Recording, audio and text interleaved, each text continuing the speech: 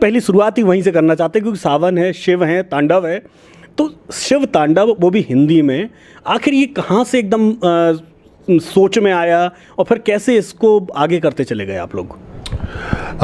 देखिए, मैं एक बहुत ही इस पूरे विशाल बड़े काम का जो छोटा सा जवाब देता हूँ वो ये है कि शिव तांडव स्तोत्र जो है, इसकी प्रेरणा और इसका प्रताप दोनों आशुतोष हैं।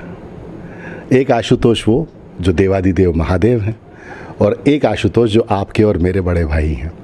तो ये मूल रूप से जो पहला विचार था, ये भाई आशुतोष राणा जी का था, जो हमारे समय, और देखिए सुयोग की बात, जिन्हें साहित्य अकादमी पुरस्कार भी भोपाल में मिल रहा है, इस अवसर पर हम सब एकत्र हुए हैं। तो ये उन्हीं का विचार था। और जब उन्होंने मुझसे कहा कि आलोक, एक बहुत दिन से मेरे मन में एक विचार चल रहा है और मैं चाहता हूँ कि इसको तुम हिंदी में, तो मैं बड़ा सहम गया। मैंने कहा अरे कैसे होगा ये, तो संस्कृत में इसको पढ़ के इसके अर्थ को आत्मसात करना ही बहुत कठिन है। तो उन्होंने कहा यही वजह है कि मैं इसको चाहता हूँ कि ये हिंदी में आए। तो बस जैसा कि मैंने कहा, ये भगवान श्री आशुतोष जी ने बड़े भाई श्री आशुतोष जी को निमित्त बनाया और अपने शिव तांडव को हिंदी में आलोकित करवा लिया।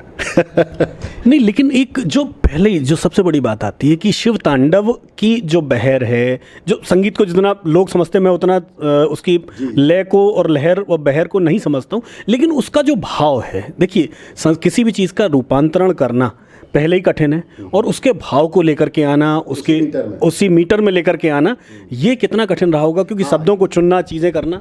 ये क्या हुआ था कि अगर आपको याद हो, स्मरण होगा आपको, एक रचना मैंने कोविड के समय पर कही थी, हिंदी की गज़ल थी, जो हमारी वर्तमान राजनीतिक परिदृश्य पर थी, कि जो दिख रहा है सामने वो दृश्य मात्र है, लिखी रखी है पटकथा मनुष्य पात्र है। तो उसे आशु भैया ने मेरे सोशल मीडिया पे देखा और मुझे फ़ोन किया कि आलोक, मैं इसका पाठ करना चाहता हूँ। अरे मैंने कहा ये तो सौभाग्य है मेरा। तो कुछ समय बाद उन्होंने अपनी व्यस्तता से समय निकला उनका, और एक वेब सीरीज़ की डबिंग के दौरान उन्होंने वहीं बैठ के, जहाँ वो डबिंग कर रहे थे, वहाँ वो रचना पढ़ दी, उसका वीडियो बनाया, और वो वीडियो भी बहुत वायरल हुआ था, वो मिलियंस और बिलियंस में वायरल हुआ था वो। तो जब मैं अटका तो भैया ने मुझे याद दिलाया कि तुम भूल रहे हो अनुज, कि तुम इस मीटर पे काम कर चुके हो, और इस मीटर पे जो तुमने रचना कही थी उसका मैंने पाठ किया था। तो जो दिख रहा है सामने वो दृश्य मात्र है, जटाओं से है उनके जल प्रवाह मात गंग का, एक ही मीटर है। जटाटवी गलज्ज्वल प्रवाह पाव स्थले, गलेव लंब लांबिकाम भुजंग तुंग मालिका। तो ये मीटर एक था, चैलेंज थे, लेकिन फिर वही बात है, मैं बार बार कहता हूँ, उसको फिर दोहरा रहा हूँ कि आशुतोष का आदेश, आशुतोष निमित्त, तो आलोकित होना था, हो गया। आशुतोष ने आलोक को आलोकित किया। बिल्कुल मानता हूँ। लेकिन अब मैं ये चाहूँगा कि वो कम से कम कविता आपकी, भाई हमने आशुतोष जी के मुंह से कई बार सुनी है, लगातार सब जगह आती है, आपकी कुछ ही मंचों पे आपके मुंह से सुनाई देती है। तो मैं चाहता हूँ कि आपके स्वर में, आपके मीटर में वो कविता, जब शिव तांडव हिंदी में, और जब हम इस समय बैठे हुए हैं महाकाल की ज़मीन पर, तो बात होनी चाहिए।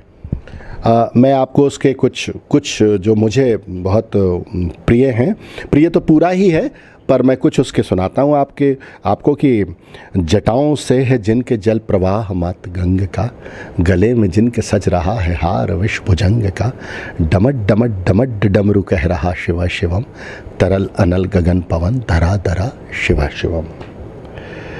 विशेष हैं अशेष हैं प्रशेष हैं विशेष हैं।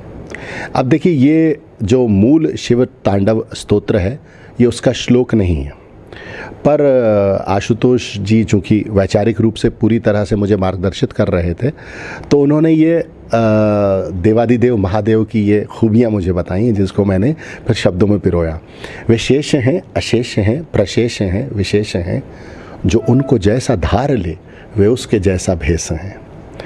वे नेत्र सूर्य देवता का चंद्रमा का भाल हैं, विलय भी वे प्रलय भी वे अकाल महाकाल हैं। उसी के नाथ हो लिए जो उनके साथ हो लिया। शैलेंद्र ने अगर स्थापित कर दिया तो शैलेंद्रेश्वर हो गए, आलोक ने रख दिया तो आलोकेश्वर हो गए, राम ने विराज दिया तो रामेश्वर हो गए, है ना। पीपल के नीचे आप रख दीजिए तो पीपलेश्वर हो जाएंगे। वे शेष हैं, अशेष हैं, प्रशेष हैं, विशेष हैं, जो उनको जैसा धार ले वे उसके जैसा भेष हैं। वे नेत्र सूर्य देवता का चंद्रमा का भाल है, विलय भी वे प्रलय भी वे अकाल महाकाल हैं। उसी के नाथ हो गए जो उनके साथ हो लिया, वहीं के हो गए हैं वे जहाँ सुना शिव शिवम।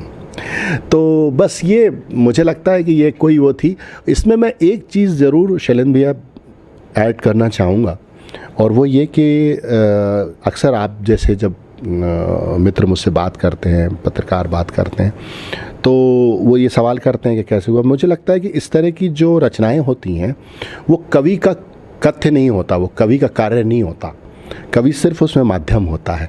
इसकी एक बहुत जिसको मैं हमेशा कोट भी करता हूँ, एक बहुत ही ऐसी मिसाल है कि मैं जब लिख रहा था तो एक श्लोक आता है, उसका भावानुवाद हुआ कि प्रचंड तांडव प्रभा स्वयं विलीन देख कर, प्रचंड तांडव प्रभा स्वयं विलीन देख कर कि नृत्य देवता को, तो जो विलीन था उसका, जिसे हम उर्दू में काफ़िया कहते हैं, उसका मुझे काफ़िया नहीं मिल रहा था कि मैं इसके नीचे क्या लगाऊं। लीन में लगाना नहीं चाहता था।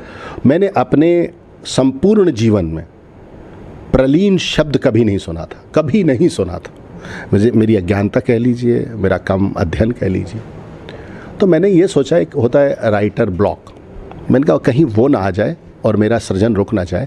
तो मैंने ये किया कि मैंने कहा चलो ऐसा करते हैं, प्रलीन लगा देते हैं इसमें अभी फ़िलहाल, फिर बाद में विद्वानों से बात करके जैसा कि, और फिर पुस्तक देख के देख लेंगे क्या होगा। तो मैंने कर दिया कि प्रचंड तांडव प्रभा स्वयं विलीन देख कर कि नृत्य देवता को नृत्य में प्रलीन देख कर मृदंग मुग्ध भावना से कह उठा शिव शिव। मैंने जब पूर्ण किया और आशु भैया को सुनाया तो कहने लगे हाँ प्रलीन ठीक है, प्रलीन ही है। प्रलीन का मतलब आकंठ डूबा हुआ। तो मैं मतलब भावना से भर गया कि ये क्या था, कि मुझे इस शब्द के अर्थ नहीं पता था, ये शब्द क्या ध्वनित करता है मुझे नहीं मालूम था। मैंने सिर्फ काफिया बंदी के लिए उसको प्रलीन रख दिया था, और बाद में मुझे ये पता चला डिक्शनरीज से, हिंदी की नागरी प्रचारणी सभा से, आशुतोष भैया से और दूसरे विद्वानों से, कि वो शब्द वहाँ वही चाहिए था। तो मुझे आश्चर्य हुआ कि निसंदेह ये मैं कर नहीं रहा हूँ, ये कराया जा रहा है। ठीक उसी तरह से जब नमामि शमी श्याम निर्वाण रूपम जब तुलसी बाबा लिख रहे थे तो उन्होंने कहा कि मैंने नहीं लिखा है, महादेव आए थे और वो लिखवा के चले गए। मेरा ये जीवंत अनुभव है। मतलब जिस शब्द के अर्थ आपको नहीं पता, वो शब्द आप वहाँ रख दें और वो शब्द वही हो जो चाहिए वहाँ पर, तो इसका अर्थ ये है कि आपकी सिर्फ उंगलियाँ हैं जो आपका कीबोर्ड चला रही हैं या कलम चला रही हैं, वो चला तो वही रहे।